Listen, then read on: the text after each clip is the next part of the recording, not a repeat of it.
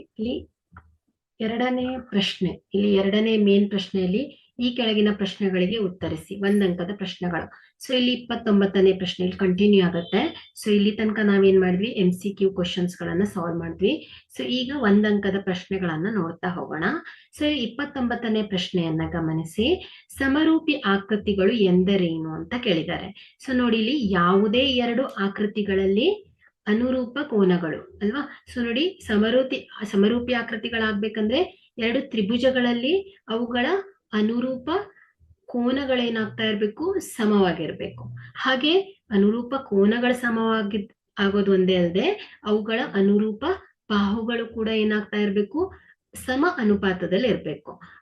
ಅಂತಹ ಆಕೃತಿಗಳನ್ನ ನಾವೇನಂತ ಹೇಳ್ತೇವೆ, ಸಮರೂಪಿ ಆಕೃತಿಗಳು ಅಂತ ಕರಿತೇವೆ ಅಲ್ವಾ. ಹಾಗಾದ್ರೆ ಏನಾಯ್ತು, ಯಾವುದೇ ಎರಡು ಆಕೃತಿಗಳಲ್ಲಿ ಅನುರೂಪ ಕೋನಗಳು ಮತ್ತು ಅನುರೂಪ ಬಾಹುಗಳ ಅನುಪಾತ ಸಮವಾಗಿದ್ದರೆ ಆ ಎರಡು ಆಕೃತಿಗಳನ್ನು ಸಮರೂಪ ಆಕೃತಿಗಳು ಎನ್ನುತ್ತೇವೆ.